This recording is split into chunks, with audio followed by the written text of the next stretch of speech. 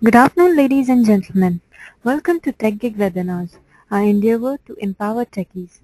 We believe that sharing of knowledge is the key of enhancing our performances and for our growth as professionals. With this principle in mind, TechGig has initiated a series of webinars conducted by industry experts to give a crisp insight of various domains. Today's session is second in the webinar series on IP telephony VoIP, giving insights of development and verification and validation for unified communication products. We are delighted to have Mr. Anurag Jain, Associate General Manager at HCL Technologies with us today. Anurag has 16 years of enormous experience in telecom domain with more than 12 years in HCL. His experiences ranges from deployment, optimization of GSM networks to designing and delivering software solutions in wireless and unified communication space. Anurag has led the delivery of several leading telecom OEM engagements across different geographies, defined innovative business models for testing projects, and is passionate about implementing new processes and sharing best practices for enhancing delivery excellence of offshore centers. Gentlemen, this presentation will continue for next 45 minutes and we will take your questions after the presentation. In the meanwhile, you can post your queries through the chat pane available in the webinar software. Without further ado, I introduce you to our guest speaker, Mr. Anurag.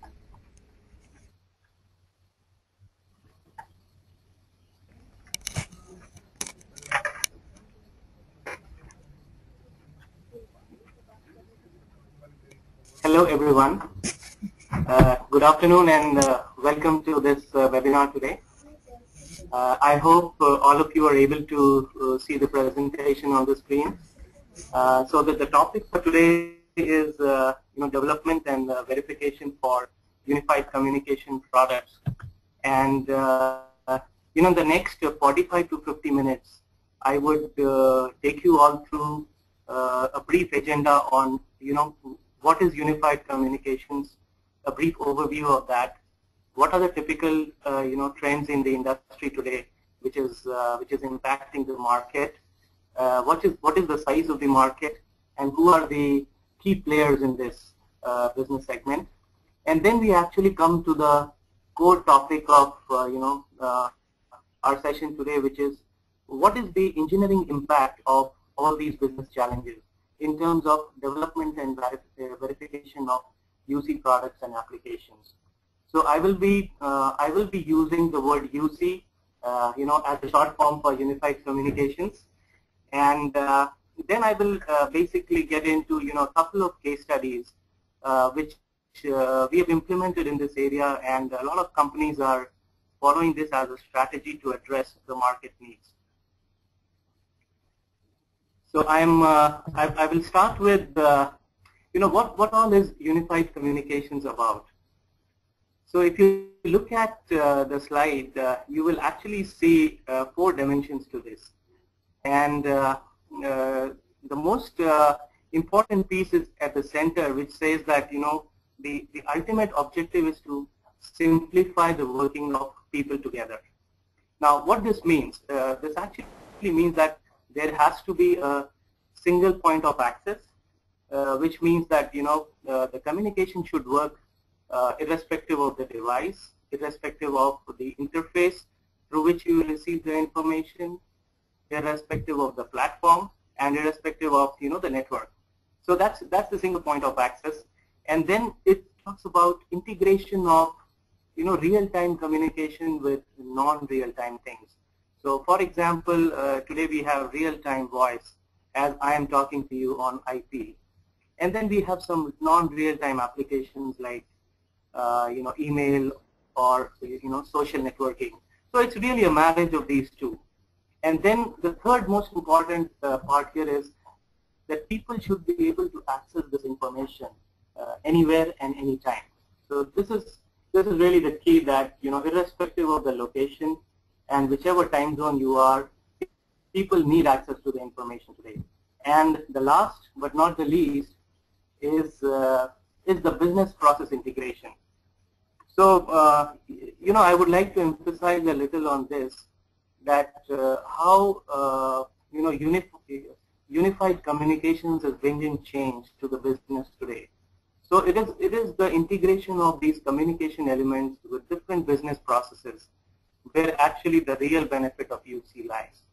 So we will be talking a little more in detail about this, but I've also included, a very traditional definition of UC, which is nothing but, it's a set of applications which run around an IP PBX in an enterprise, and which can help improve the user productivity. It should help reduce the cost of the enterprise to service the business, and it should streamline the processes. So, let's look at what is a very simple use case of unified communications. So, for everyone's benefit, I have actually included a very simple use case. So, let's say we receive a PSTN call from a public network into our office. Now, what happens is our desk phone, which could be an analog phone or which could be an IP phone, it starts ringing. Now, the real UC part here is that if apart from my desk phone ringing, I can also receive the call on my mobile phone. So for instance, the diagram here shows that, apart from the signaling which is happening between the PBX and the desk phone, there is also signaling which will be extended to an application server, and then the call actually gets twinned to a mobile phone, which is shown as user A here. Okay, so what happens is, if you are in the office, if you are at your seat, you get the call on your desk. If you are actually moving in the office, or you could actually be out of the office, then you also get your call on your mobile phone. So this is a simple, very simple example of unified communications where people are able to get connected wherever they are, whichever device they are which they have, and it works seamlessly across enterprise and cellular networks. Now, I'm moving to, let's look at how this has, really grown over a period of time. Now, if you look at the, the traditional view of an enterprise communication, this is how it used to look like. Now, if you look at in the bottom, this is the plane for the endpoints. Endpoints are nothing but the devices which the people use to access the networks. It could be a computer, it could be a mobile phone, it could be an IP phone, and then in the middle you see it is the infrastructure, which is nothing but a set of switches, routers, IP PBXs, and gateways, which actually connect your call, route your call, and then offer you that service. And then on the top is really the intelligence, the business logic, which is the applications layer, where you get things like IVR, which is interactive voice response. Then you also have unified messaging in this plane. And then it was something like we used to manage the networks through network management. So if you look at traditionally, you will see there's a lot of hardware. You will see there are a lot of devices, which typically an enterprise network used to look like. Now, what is happening is, now I will show you a view of what does it look like today. So, if you look at your screen, it's a different picture, and in the bottom, it's pretty much remains the same. You still have so many number of devices today that you can access the information from. But then the infrastructure layer, has lesser number of hardware today. It is mostly, you will see, there are servers which are running call control softwares. They all are interconnected to each other. The different networks, for example, the PSTN and the IP networks, they have started converging with each other. And all of them have actually become open architecture oriented. So they expose APIs towards the higher end applications. So in the top layer, what I have shown is, it's nothing but you can say the virtualization picture of the application layer. This is nothing but, you have a set of databases in the enterprise. There is a set of business logic running on the enterprise servers. For example, it could be the CRM or the order entry system. And then you have really the applications running on the network infrastructure. So for example, the mobility, the instant messaging, the conferencing, the video conferencing. So all these things are actually running in a cloud, and they might be virtualized. So you all might be surprised that this is a very different view today, and this is what the usage is all about today. Now I will actually take you to a little bit more of how this journey looked like. So if you look at the pre-2000 era, it was basically time division multiplexing. We had circuit switching in place. The protocols, especially in the enterprise segment, the protocols were proprietary. We had standalone applications running independently, and there was a lot of hardware involved. And then it was very difficult to manage these elements from a central location. Now what has happened in the 2001 to 2010 time frame is what we call as the convergence period, where the circuit switching and packet switching have actually converged. So a lot of you know that voice over IP took place, and there we had protocols coming in like SIP and H323.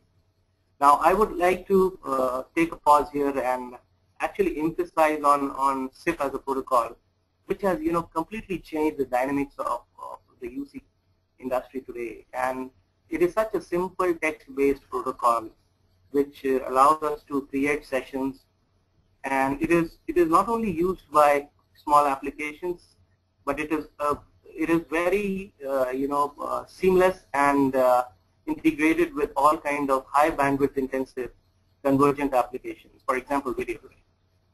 So this 2001 to 2010 is a period where we actually got into new protocols, which was more standardized. We had instant messaging and presence. We had IP phones. People who were using analog phones in the past, they started seeing IP phones. Now all this is history.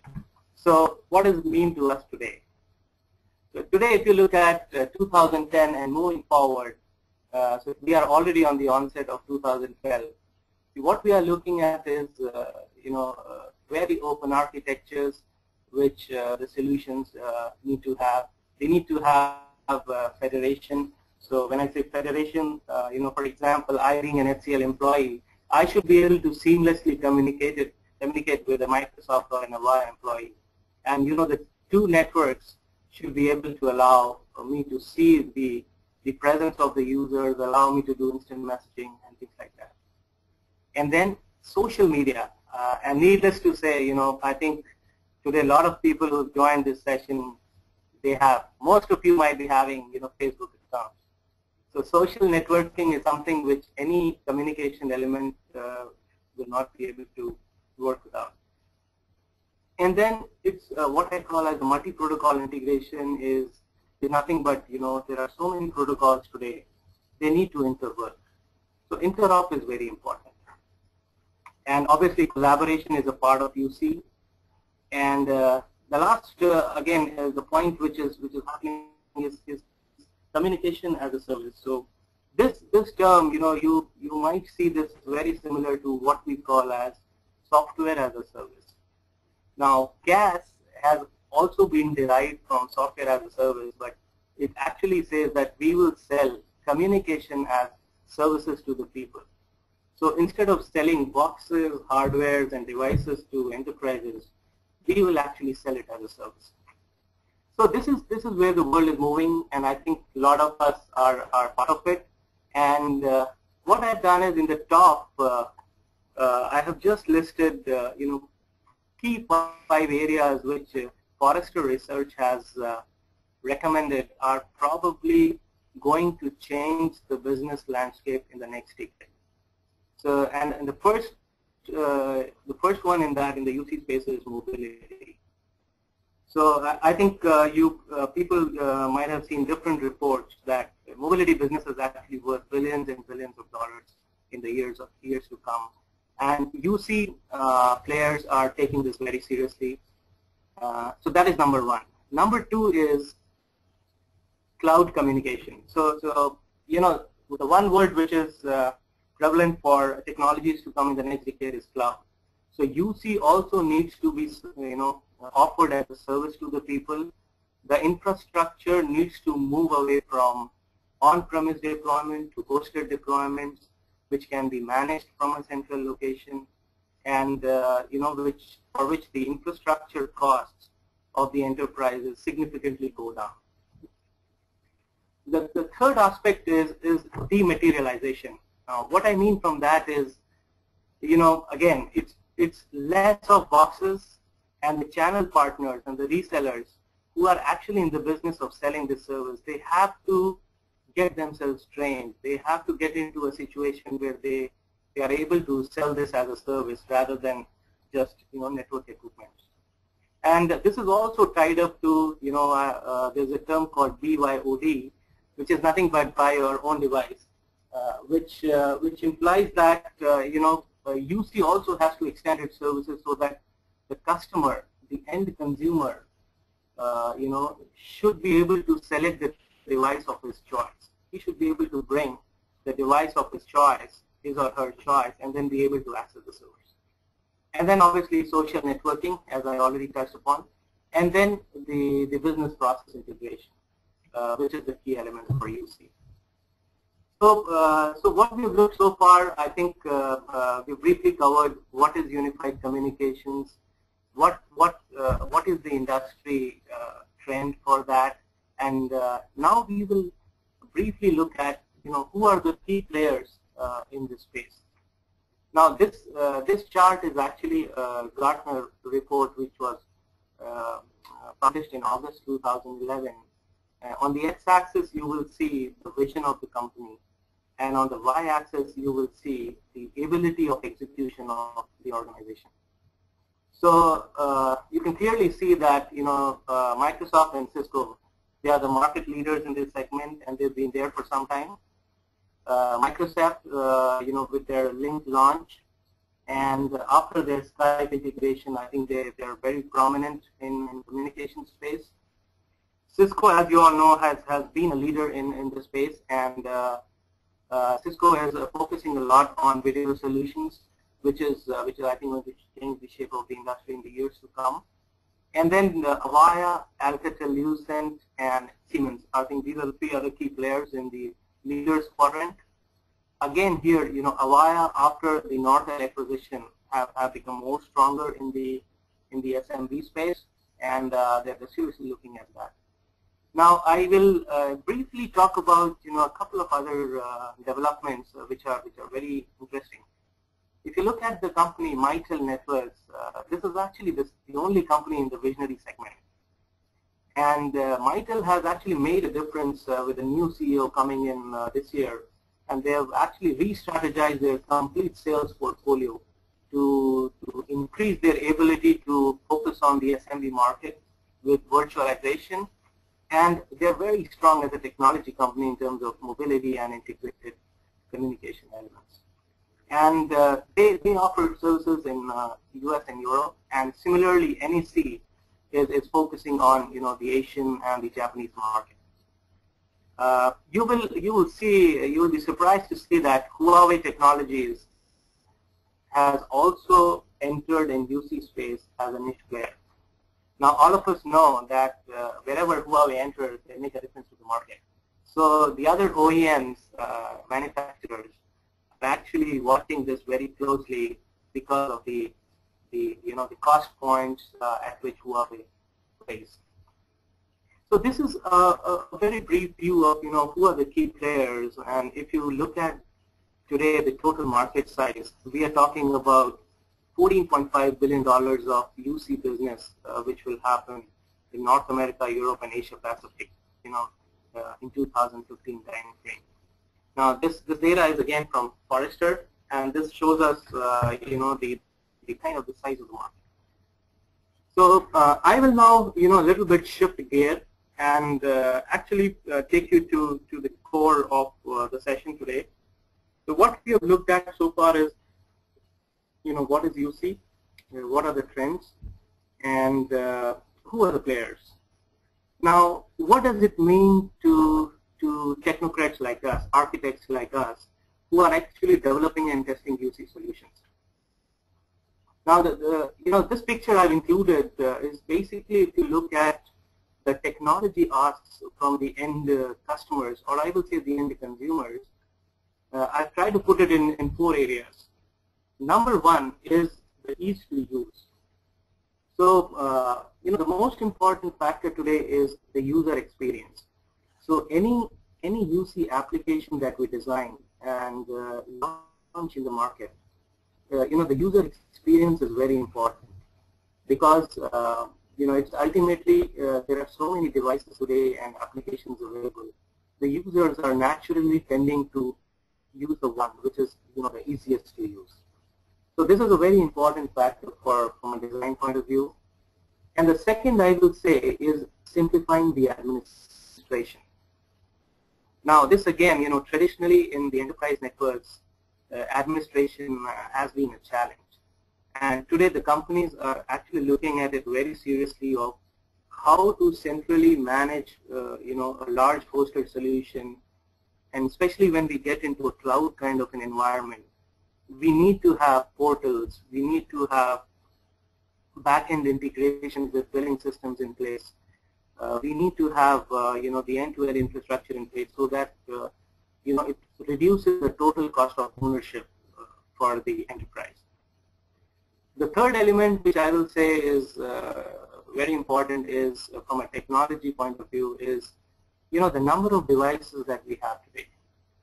So today, when you do instant messaging, or when you look at your presence, you want to have a similar feel whichever device you use. Now it could be a second generation mobile handset, it could be a smartphone, it could be a PDA, or it could actually be a video phone or an IP phone. Now, the designers and the developers have a tough time now. So they have to support a similar user interface, and probably leverage the footprint and the memory available, keeping the battery consumption at the lowest to give the same seamless experience. And a lot of these devices, as you all know, they work on different operating systems. So you need to have knowledge of different operating systems, you need to create generic designs, and then sort of test it across all the devices before you can launch your application. The fourth important aspect, which I will say, is the business dashboard. Now, what do I mean with this is, today the company executives, especially the CIOs, the CDOs, and the senior people in the companies, they are completely driven by numbers. Now, when I say numbers, they want to look at what is my business performance from the communication infrastructure that I have. Now, I've taken a simple example here where, if you deploy a UC solution in a contact center, you need to have data for what percentage of calls are coming in, going out, and how much of that is impacting the business. So you need to really represent it in a format which is very easy to be interpreted. So these are some, 4 key tenets in terms of what is the impact to technology today. Now, let us look at, we've seen what are the technology needs which UC has brought. And now we need to look at what it means in terms of business. Now, when I say business, what I'm actually looking at is how are the equipment manufacturers having business challenges when they develop new products and applications, or they want to, test it across end-to-end and release them, or the OEMs when they have to sustain their existing products. So what I've done is we will look at development and verification one by one. And in the below, we just included, few skill sets, platforms, and protocols for everybody's reference of, what exactly this is the area I'm talking about, so that they can relate to, So if you look at from a development perspective, uh, we think that the number one business challenge today is the time to market. In this recessionary period today, as the R&D budget for the companies are shrinking, and the possibility of exploration of R&D budget to do experiments and come up with different solutions is coming down, the companies are actually looking at the product development window is becoming small. And if the company misses that, it actually causes revenue loss, and it also causes market share loss. So that's, I think, the number one business challenge. The number two is what is the cost to sustain the legacy platforms that are already deployed in the network. Now, this is interesting because if you look at the enterprise deployment today, we still have a large percentage of global deployment which works on, let's say TDM or they are box-based solutions. And the companies are very worried that when they move towards cloud, how are they going to manage this? How are they going to sustain it? And what is the cost of that? And the third aspect here is the lack of standardization. So when I say this, what I mean is, traditionally the enterprise, unlike the wireless of the world or the GSMs of the world, they never had so many defined protocols, so that they interop. So most of the call control, for example, if you look at today in the PBXs running, they are all, designed by companies on their own. They work in their own fashion, and it needs several years of experience in that call control to actually make a small change in the product. So these are the three key business challenges. And now we look at what does it mean from an engineering point of view. So from an engineering imperative point of view, the first thing which comes is we need to have a modular design, and we need to create an architecture which is plug and play in terms of the features. So this is essentially a key because the companies are very seriously looking at reusing their existing components that they have, putting things together in a small period of time, and creating a modular architecture so that they have a chance to replace things and modify and reuse things as much as possible. The second design angle is we need to have a very strong knowledge management in place. The reason for that is as I said, there's still a large amount of knowledge which is proprietary in nature, and we need to maintain and sustain that. So there's a strong knowledge management system which a lot of software development companies are today employing. And the third is, looking at the UC space today, it is so wide. We are talking about applications, we are talking about embedded platforms, we are talking about server architectures, we are talking about open APIs, and we are talking about hardware experience. So we definitely, it really needs cross skills with people working in these areas who can make an end-to-end solution. So these are some of the key aspects from a development point of view. And now I will actually take up, what it means from a verification point of view. So when I say verification, I essentially means, product testing once the software design and development is completed. And it is really the black box testing which happens inside the lab. Now, the first business challenge is the cost of coverage. Now, what it really means is today the companies are looking at reducing the overall cost of quality by increasing the effectiveness of the testing teams. Now, what does this mean? And at the same time, so for instance, in the past, we normally had a ratio of design to test engineers maybe 3:1, or sometimes 2:1 in telecom industry. But today, the companies are looking for 5:1 ratios. Now, what that means is they have lesser budget for testing, but they want the same effectiveness. And we need to, there are new metrics which are coming in place, which it's not about the number of test cases that you run. It is actually about the number of defects that you catch. So we'll talk about few matrices, in the coming slides. So the number one is how to reduce the cost, how to increase the effectiveness, and reduce the field leakage.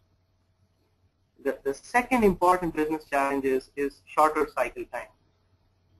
Now, as I said, if you are looking at smaller time to market, we also need to reduce the the cycle time for testing. And as you all know, it's ultimately the testing team which comes into the brink of the things when the developments are late. So the testing teams are always left with a small amount of window to complete the entire release cycle. And so we need to really look at some innovative ways of how can we reduce the time. And the third aspect is the evolving technology. So today, while legacy knowledge is a problem for the designers, for the testers, the new technology knowledge is becoming a challenge. Now, for example, if a person has to test an instant messaging feature in an IMS network, he needs to understand SIP as a protocol. He needs to understand how does IPsec works. He needs to understand how can I set up my environment in an IPv6 environment. So some of these things like mobility, virtualization, and video, it is expected that every engineer who will do testing in UC space should have some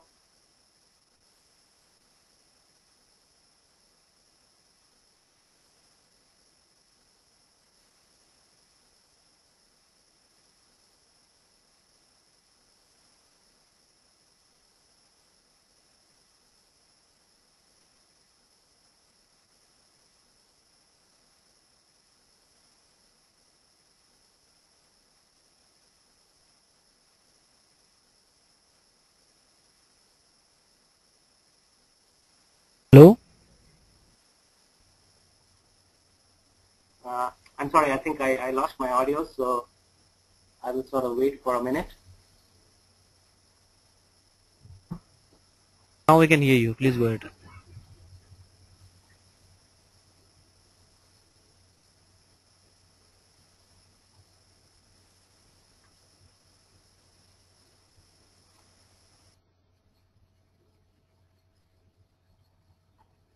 I think I am. Let me continue. Okay, so from a verification point of view, the first engineering imperative is we need vertical knowledge and solutions test strategy. Now let us look at this closely. When I say vertical knowledge, what this means is, UC solutions are typically deployed in different verticals. Now it could be aero, it could be auto industry, it could be retail industry, it could be financial industry. So when the test engineers, they create their test bench and they verify the features, they need to understand the end user scenarios in that vertical. At the same time, they need to have a solutions approach. Now, today, there's no single standalone network element which works on its own. So whenever we have a software ready or a product ready for testing, it needs to be tested all across end-to-end as a solution. So we really need domain subject matter experts to actually do this testing and create test strategies which are effective. Number two is, the need for test automation frameworks. Now, the only way to reduce the cycle time for testing is automation and early automation. And I think the companies are very seriously looking at this, especially in terms of increasing the automation coverage for the regression part and investing early if we have to do a product launch in an agile environment and things like that. And the third aspect is the interop. So as I said, in the UC space, we have lots of devices and applications which work in a convergence environment. Now, unless we test the interoperability between these devices and networks before we release it into the market, it is really of no use. And we've seen that there are a lot of small companies in the space focusing on the SMB. They create products and they release it in the field without much of a trials and interop, and then they actually spend more than 3 or 4 times of that money in resolving product support issues. So interop is the key here. So I think in a nutshell, what I've tried to do in this particular slide is to give you a view of what are the typical business challenges that we are seeing from a UC product development and verification point of view, and what does it mean to technocrats like us, and also to product managers and business leaders who are present in the session today, and how they would like to plan their budgets, would like to foresee some dependencies which could arise in their delivery schedules. Now I will actually take you through a couple of next 10 minutes or so. I'm going to spend on a couple of case studies which are very interesting of how we've actually overcome some of these business challenges as a team and provided value to our business customers. Now, the first case study that you see on your screen is actually of a UC solution, which was done from concept to implementation in a 9-month period. Now, if you look at the diagram, you will see that this is a solution which is which actually caters to different verticals, and it is basically deployed in for helping people in emergency situations. So it is helping the lives of the people, and we had to make sure that we deliver right the first time, because here it's not about just a product support issue; it's about the life of somebody or maybe a few people. So what are the things we did right, and what are the best practices here? I've just mentioned them in the solution approach. I will touch upon the key points here. The top 3 or 4 areas are: number 1 is we actually looked at the business use cases. We understood the end user scenarios, and then we converted it into a functional specification. So typically what we've seen is, a lot of teams, they start working on the SRS and, the requirements, and then they do not essentially understand what the business case or the end user scenario is. So I think that is number 1. Number 2 is, instead of trying to reinvent the wheel, we actually did partnerships. So we partnered with DSP companies, we partnered with protocol stacks, we partnered with audio companies. And this is how we were able to integrate the things together with an early prototype to show the customer that this is how it works, and these are the changes which will be required in the design. And then the third important aspect is modularity in design. So this also includes, for example, right from the architecture stage, we thought about making it IPv6 compliant. Now, as you all know, IPv6 is an element which is going to touch our lives very soon, and the sooner we realize that, the better it is. Okay, so as IPv4 addresses are becoming less and less, and a lot of government agencies in the world today, they have made it mandatory for the solutions to work on V6 environment. So making the design compliant to V6, making it modular, I think is the third point. And the fourth important point is the open architecture. So we actually designed the product in such a fashion that we expose APIs so that the third-party integration can happen seamlessly. So these are some of the generic design approaches which the teams are taking today to make any UC solution successful. And as you can see, the value that we delivered is we were able to release 1.0 of the product in 9 months' time. And there was a team of 30-35 people working on this, and all across.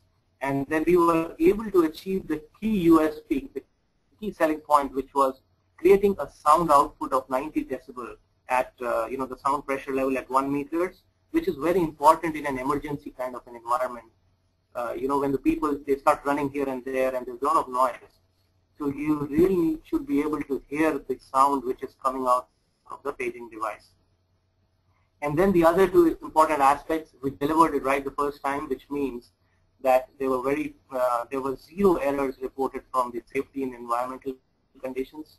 And this particular example is for an industrial temperature range.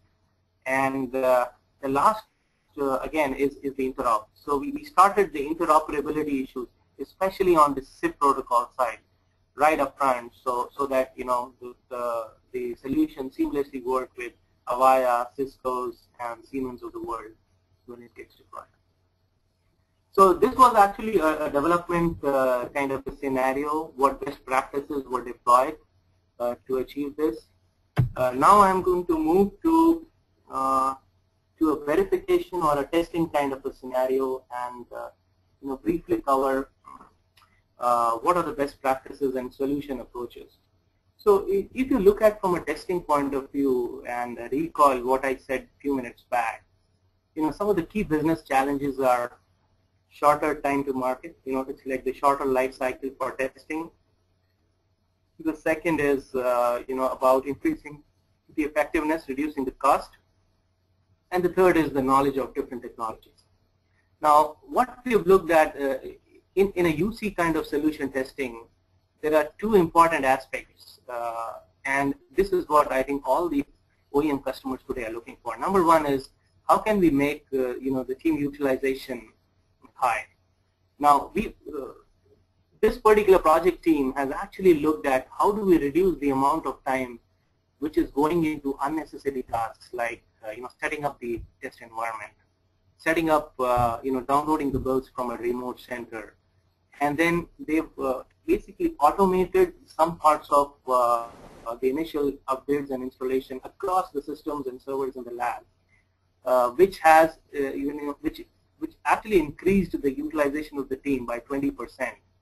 Now, if you take this at a size of 50 or 100 people team, this really means a lot of dollars. And the second part of this is the test coverage. So the project team actually created a solution impact matrix, which not only allows them to create a test strategy which talks about one product, but it sees the system as a whole. So they are able to see and intelligently select which test cases do I need to run if I have to run a particular end scenario. So it is like focusing on the end user scenarios, creating a matrix and a very solid test strategy before actually going into test execution. Now, if you look at the results, we have seen an increase in defects to test case ratio, which is again, a very important process metric for measurement, which companies are looking at today, which is, the effectiveness of testing team is measured by the number of defects that they find and not by the number of test cases that they run. So when I say defects to test case ratio, it means how many defects they catch for every 100 test cases that they run. So we were able to increase that by 7.5%, which means that in the same cost, you are finding 7.5% more issues. And what it means is you're actually improving the product quality in the field by an equal amount of percentage. So this was one, and the second is if you look at the leakage into the field, when I say leakage, it is the issues which we were not able to catch inside the lab, but they were actually reported from the end consumer who actually used the product in the field. So that could have been reduced by 15%. So if you look at the graph, the defects to test case ratio, the average of the blue line is going up, and the pink bars, which is the cost of support, is actually going down. And this is what I think was the business challenge, which we mentioned a few minutes back. So this is, I think, one case study, or you can say an example of how the teams can proactively, understand the domain knowledge, understand the vertical, understand the end user scenarios, proactively invest in a little bit of automation in the areas, and can actually deliver a quality part. So I think I've covered most of the slides that I had today. I hope it gave all of you a view of what I was trying to give you, and I'll do a very brief recap in 2 minutes of what we actually talked about today. So we looked at what is unified communications. what are the different elements of unified communications today, how it used to look like, maybe 10 years back, and how does it look like today, and what are the typical trends that we see are going to shape this industry for the next 5 to 10 years. We also looked at, what is the current market size and the potential that we are talking about, and who are the key players in this segment. And then we actually went into the detail and looked at, from a technology perspective, what does this mean in terms of, translating the business challenge to an engineering imperative, and how we as technocrats, as technical teams, architects, test engineers, product managers, and business leaders are able to plan and implement best practices which can allow us to achieve these challenges and overcome these challenges in the development and verification space. So I think, ladies and gentlemen, that's all from my side. I hope this was a useful session to you all, and I look forward to questions from your side. And please feel free to ask any kind of question, and I will try to answer to my best. Thank you very much for listening to me patiently. Thanks again. Yeah, the questions are already shared with you. Okay, thank you.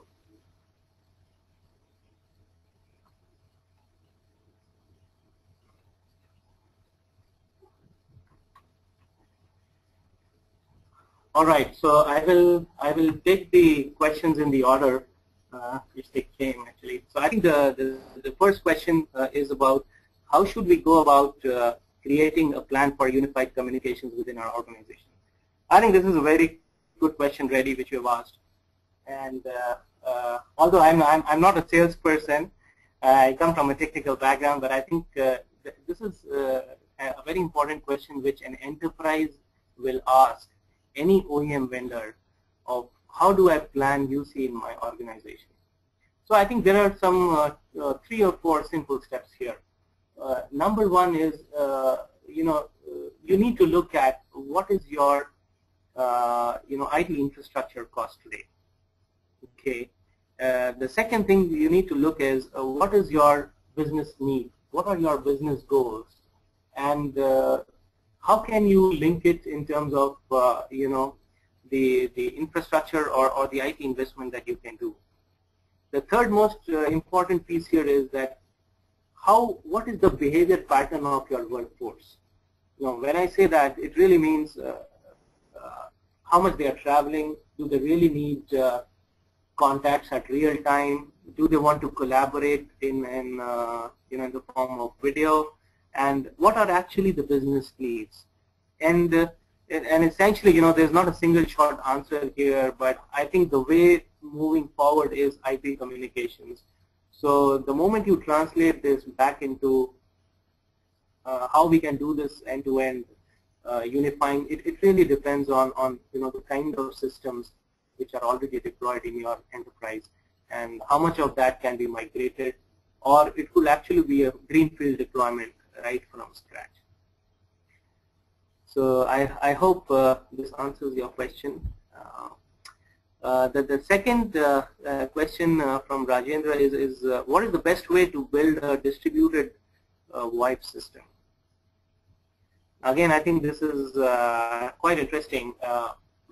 See, if you're looking at a distributed architecture, I think there are some key points that you need to take care of, and I think you might be looking at large enterprises, and some of the key things which will be important from a design point of view is resiliency, scalability, and redundancy, and then obviously you will need to have a centralized management system, so that the administrator or doesn't have too much of an overhead when they actually manage this. So when I say resiliency and redundancy, it actually has to be inbuilt into the system right at the design stage, and this is where some of the new concepts like multiple instances of call control running on servers, and you can actually make use of the cloud infrastructure in a very efficient way to solve your problem. So, for instance, if you have branch offices at different locations, and then you want these services to be available to all your branch locations, I think voice over IP and cloud is the answer for that. I'll go to the question number 3, which is, will encrypting UC traffic negatively affect availability? Now, I think this is also a very intelligent question, and so it is about encryption of UC traffic. Now, I think I've probably not heard too much about this, but yes, what I can mention is the equipment manufacturers and the service providers, they are worried about the security of their enterprise data. So it is very important that, for example, I will give you an example of an enterprise SMS. What the companies are saying that, I have enterprise SMS in my portfolio, but I do not want the information that I send to my boss to be available in the public network, because that is company confidential. So on one side, UC is actually means opening up everything, opening up infrastructure, opening up APIs. But at the same time, we need to make sure that the users are identified, the devices are recognized, and the information is secure.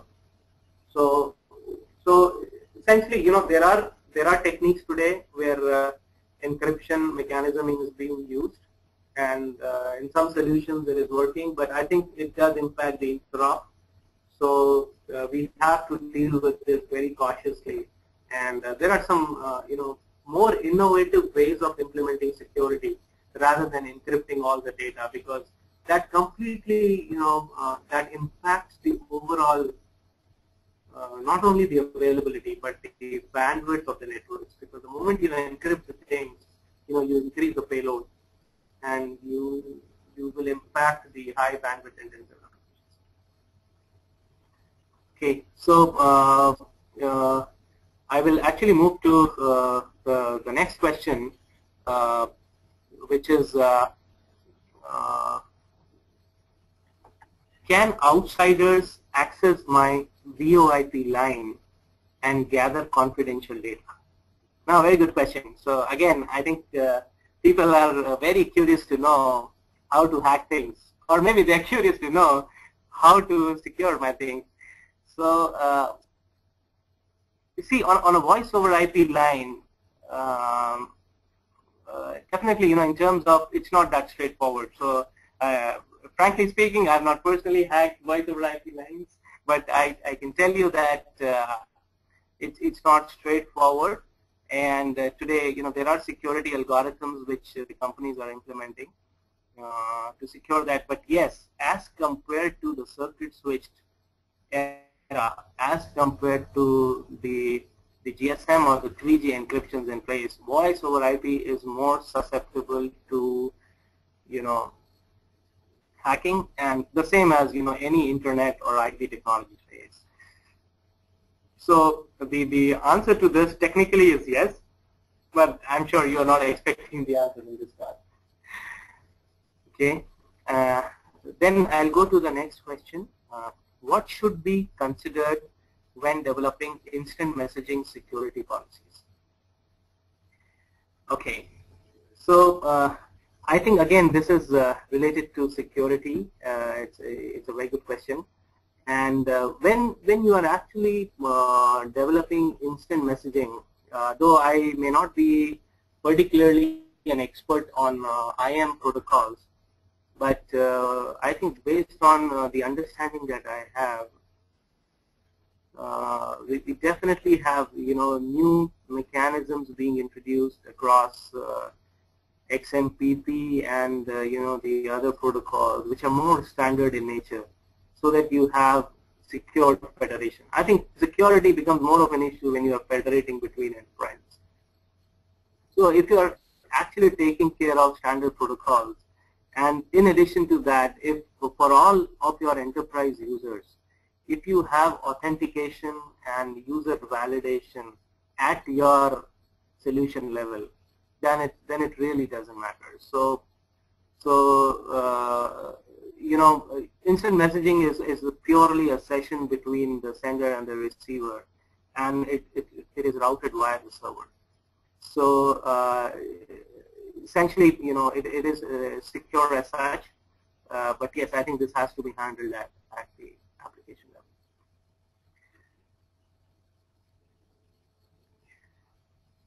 Okay, I'm moving to the next question. So how do I integrate UC applications into an existing infrastructure? Now this is very good. Now you already have existing infrastructure. There is an investment which has already happened. How do I UCify it? Now I think this is related to a question which was asked in the past, just a few minutes back. Now you really need to look at, you will have to deploy some, a soft switch or a kind of a UC solution which allows third-party integration. Now, in some cases, what we've seen is, there are end-to-end UC applications available where you might actually continue to use your existing infrastructure for normal voice calls and stuff like that, but you can actually extend that pipe to your fuller UC suites. So all the equipment manufacturers are now coming up with solutions of how to integrate existing infrastructure with new UC solution. And if you look at some of the websites from the key players that I talked about today, you will find that answer to this. Now I'll move to the next question is it better to roll out an entire new unified communication system at once or make the changes gradually? Again, very good question. See, the point here is this is mostly depends on the business environment in which you are, and typically we've seen this UC as a concept has been there for 5 years now, or maybe 4 years now. But the actual implementation, the actual deployment is very less. And the other important thing is, some of these technologies are getting deployed, but nobody knows that this is UC, or we don't call it unified communication. So I think the best way is to do it in a staged fashion. But again, a caution here that sometimes, for example, some companies are saying that we would like to do IPv6 implementation in a staged fashion. Now, our research suggests that the best way to do IPv6 is to convert the entire portfolio and the entire ecosystem to support IPv6. Otherwise, you'll end up actually spending more money. Now, V6 could be one example, but from a usification point of view, you really need to look at what is that use case which will actually provide you business value. Is it the mobility? Is it the business process integration into your CRM, which automates your process and improves your productivity of your people? Or is it a simple video conferencing capability because your employees are traveling too much and the travel cost is so high today that even if you can reduce that by half, it could actually give you a lot of savings. So I think in today's recessionary environment, I mean, ideally you would like to do it in one go, but I think a lot of enterprises are doing it in a staged fashion, and I think that is the way it is going to happen.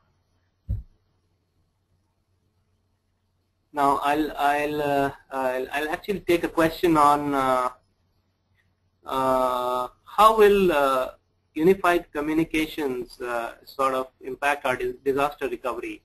Now this is again a very interesting area. See, the moment you say unified and you have a UC solution in place, in a way it gives you a disaster recovery or a business continuity. Now the issue here could be that you're actually connected into a cloud and the hosted environment itself goes down. Now in that case, I think every service provider is looking at it very seriously, and most of the hosted solutions will have a DRBC implant. Now if it comes to an on-premise kind of a deployment, and you have provided UC application and infrastructure over that, then in that case, it is basically, creating more of redundancy, creating more of a branch office kind of an environment, resilience in place, which a lot of solution vendors are today offering. So I think today this is a key ask from the solutions, and a lot of manufacturers are offering this as a service. So I think somebody has asked a very basic questions that I said that UC is a set of applications, and they want to know what kind of application. Very good. I think it's probably I should have covered it in detail, but due to limited time, I may not. So let me give you a few very basic examples. UC is number one example is the instant messaging. I know you might be doing a lot of chat on Yahoo or Google. So that instant messaging is nothing but an example of how do you collaborate with people in different locations through a simple text-based messaging. Okay, instant messaging is one example. The second example is, an audio web collaboration. So for example, today you are listening to this webinar. I don't know where you are. Now this is also an example of UC, where we are doing an audio and web collaboration. Now to you it appears very simple, but on the back end we have actually servers in place, applications which are running, and there is authentication in place, and then there is backup in place, which is allowing all this to happen. So instant messaging, audio web collaboration, then teleworkers. For example, you can work from home, from a remote location, and have all kinds of PBX facilities as if you were present in the office. This is again, an example of UC. And then to give an example, I gave an example of mobility today, where apart from receiving calls, as soon as you enter your office, you get into an office mode. So you start receiving your extension calls on your mobile phone. And if your mobile phone is a smartphone, it could actually be connected on Wi-Fi to your enterprise server. So you could actually take the call on a Wi-Fi network, and when you move back from office to home in the evening, your call will get handed over automatically to your GSM or 3G network. Okay, so this is a very simple example of how UC works and how convergence works with mobility. Okay, yeah, there's an interesting question, which is, will UC be a good cultural fit? Now, I think from an Indian context, I don't know. I think a lot of you will believe that we today are probably one of the highest mobile users in the world. Today, looking at around 50% penetration of mobile users as compared to what we had 15 years back. We were like 0 in mobile, and overall less than 10% teledensity. Today, we are almost like more than 500 million users in India using mobile phones. So I think we as Indians are very, very flexible in adapting technology, and it is, I think, as consumers we are, but if you look at enterprises, I think there is still a large amount of work need to be done to educate the enterprises that yes, you need to move into voice over IP, or you need to move into IP kind of environment. You need to deploy virtualized solutions, or people might be hesitating to register or subscribe to a service just because they have a system installed in their office. So yes, there is a cultural change from an enterprise point of view, which is gradually happening, and I think some of the Western countries they're actually adopting it fast. But I think for the developing countries, the mobile penetration that we have is actually a very, very big edge. that I see from a unified communication point of view. So I will,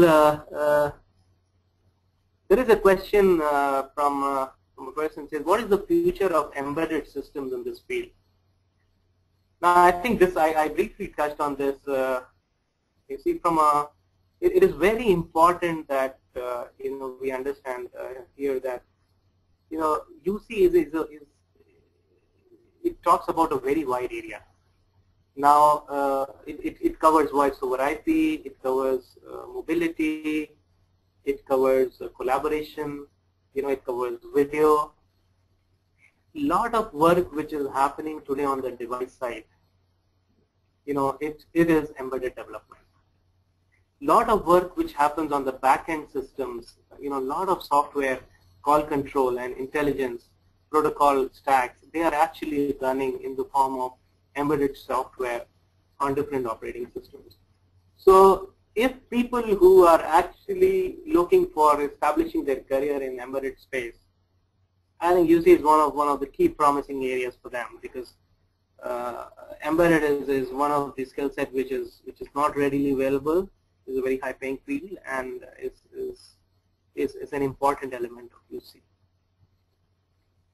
I'll go to the next question, which is in terms of enterprise space for UC, what is the position of Aspect and Cosmocom in Gartner? So I may not have a ready answer for this, but I do believe Aspect, I've seen they do figure in the top 20 or 25 companies in this area, and they are probably more on the contact center side. So I think they're very good. They're doing quite good in the contact center space, but I need to look at Cosmocom and Gartner. Okay, and definitely get back to you on this. Okay. Moving to the next question, are there reliable companies and products around this concept so far? And how do we identify them while screening during procurement? Now this is again a very good question. See, all the companies that I showed to you today, a lot of them, they are falling in the leaders quadrant, and then a lot of them are in the niche players. Now I can tell you very confidently that most of these companies are investing heavily in the UC space, and they see this market growing, and they already have a lot of solutions available today, which I talked about. So this is not something, as a concept, it is new, it is growing, it is getting accepted. But in terms of solutions, I think the companies are now ready for deployment. Yes, from a cloud and mobility, there is a lot of technology advancement which is happening. But yes, the answer to your question is yes, the products are available. And your second question is, how do we identify them while screening? So again, it really depends on what is the functionality you are looking for, what is the use case that you have, and you should actually do a due diligence of the entire solution portfolio rather than looking at just one, product buy or anything like that. I'll move to the next question. So what is the best practice to select the best case or test cases for verification? Very good. So I think this was, I was expecting some questions around this. See, I mentioned about 2-3 things. Number one, which I see, is that domain knowledge of the vertical is very important. See, a lot of times we as technocrats, we go with the requirement and design document, and then we start testing the features. I don't think that's a very good idea. And I strongly think that in UC it is not going to work. What we need to do is we need to understand the end user scenarios, understand how is he going to use it. For example, if you look at the hospitality industry, you should actually see how a guest checks in, checks out. What does he typically do from his phone what does it typically expect from the console operator while he's staying in the hotel? Once you understand that, you should test mostly the scenarios which the end user are likely to hit. We've seen that, more than 60–70% of the code or the software which is written is never even traversed in the field. So what is the point in spending so much of cost in something which is never going to happen? So I think the domain knowledge of the vertical is number one. And the number two is always look at, the user scenario end to end. Do not just look at how this feature works as the designer has asked you to test it. Always look at the other way of how the user is going to use it, and then in turn it will automatically test the feature. So I think this is what is coming from our experience, and I think this has given results to us. So that is the reason I'm recommending this.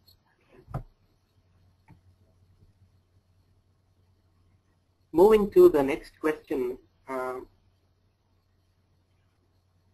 When the service providers are offering rich enterprise services, what is your recommendation? Enterprises have their own UC or use service providers' cloud services, offering more wider applications and services. So again, a very good question. I think this really depends on what is the scale and size that you're looking for, and what is your long-term business plan. If you're really interested in having something like a cloud environment, you want to have a more control over the end-to-end deployment. It is, and then you want to administer and manage it on your own. You would not like you need to have full security in place, and you're very particular about the reliability of the system. I think you should go for a solution of your own. But on the other hand, if your size is small, if you are looking for a shorter term solution, you can actually subscribe to a service. This could be very quick, and you really do not need to bother about the capex investment. You do not need to bother about managing the service. You actually do not need to bother about training your own staff to actually understand the technology and maintain it. So I think these are the key decision points which you need to look at.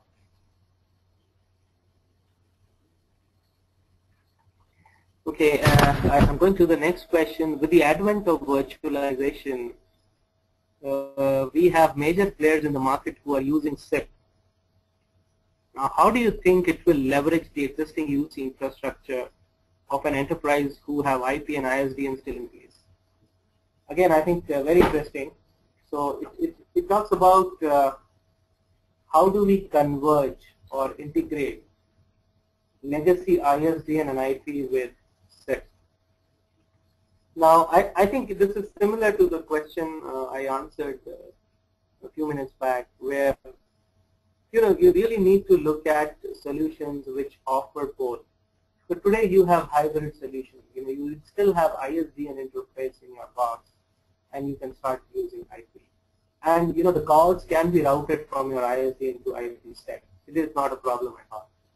Even if you want to retain your ISDN PBX, you can actually trunk it to an IP PBX. So you may not throw away your existing box. So there are solutions available where it is a hybrid solution which will cater to both the interfaces, and it will allow you to use your existing devices. I'll go to the next question, like what percentage of cost a company can save using voice over IP as compared to a lease line? Now this is, I think, very, very useful. Now, a lot of equipment manufacturers and service providers are publishing this data that if you move from circuit switch to voice over IP, it can actually reduce your telecom expenses by up to 60 to 70%. Now, I don't want to give you a number which may not be accurate, because we are not into product sales, and this particular really depends on what is your typical usage pattern. So even today, like in India, we do have some restrictions on making use of voice over IP. But if you look at countries where these things are very open, I think most of the people are now moving towards IP, and everybody expects that when I'm on internet, everything comes for free. The only thing I want to pay for is the broadband connection that I have, whether it is the office or home. So I think it is going to reduce the cost. If you look at within the enterprise, within the office environment, it is going to reduce our cost substantially. The number one reason for that is you will already have a local area network or an IP network in place. The only thing you need to do is you need to have a switch deployed and an IP phone. You can, in fact, today, if your people have computers or laptops, they can actually make use of soft phones to talk to each other.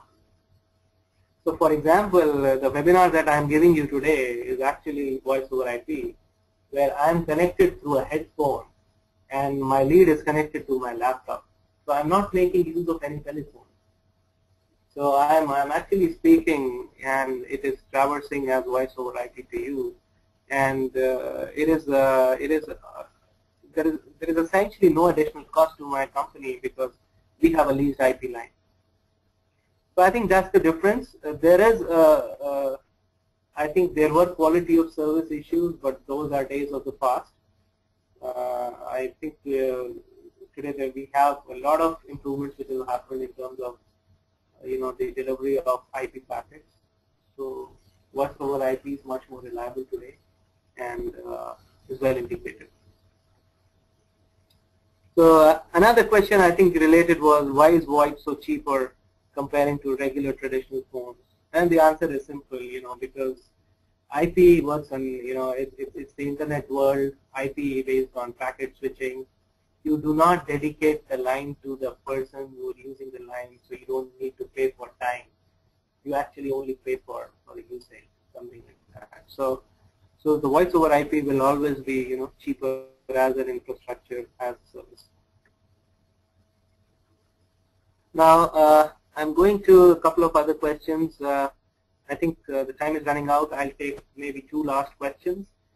One is, telcos facing a declining ARPU. Will telcos be able to make huge investments in UC because of a high CapEx required? I think this is a myth, and I'm going to address this because it's very important. Yes, the telcos are facing a business challenge today that average revenue per user is declining. Now, when I say UC, unified communications today, if you look at UCaaS, unified communications as a service, the service providers are actually very seriously, and the telcos are very seriously looking at moving away from the consumers and focusing on enterprise and homes. So, from a consumer point of view, we've already reached a saturation level in several countries of the world. They are like 70 to 80%, or some countries 100% mobile penetration. Today, the need of the hour is to increase the data revenues through more applications. Now, the moment it goes into enterprises, it opens up a completely new world for the telcos. So all the AT&Ts, the Verizons, and the Airtels and the Tata Teleservices of the world, or the British Telecom of the world, they have very, very solid plans of entering into enterprise space or offering unified communication as a service to enterprises, whether they are small offices or they are large offices. Okay, and I think I'll take the last question as what is your call on satellite communication, and can you throw some light differentiating it from UC in terms of implementation, cost, and stuff like that? Okay, so I think that there's a fundamental difference between satellite communication is one mode of communication where typically you are making use of a very high cost satellite service for areas or regions where the mobile penetration cannot happen. So, for example, your cell phone towers may not give you a coverage in a desert area or in a mountain or in a river or in an ocean. But the satellite footprint is so large that you can be connected anywhere. So I think the key point of satellite communication is one of the communication mechanisms to communicate in that fashion. But UC is a completely different concept. Here, the concept is that we are trying to unify all different pieces of communication protocols available. We are trying to offer that as a service, and then the users should be able to remain connected. It is the marriage of people, processes, and the information, and that is all you see. So I think with this I will come to an end of this session, and I hope this was useful to all of you. Thank you very much once again for asking so many interesting questions. I'm glad that I've had such a good participation. Thank you everyone, and have a nice day. Have a nice weekend. Thank you.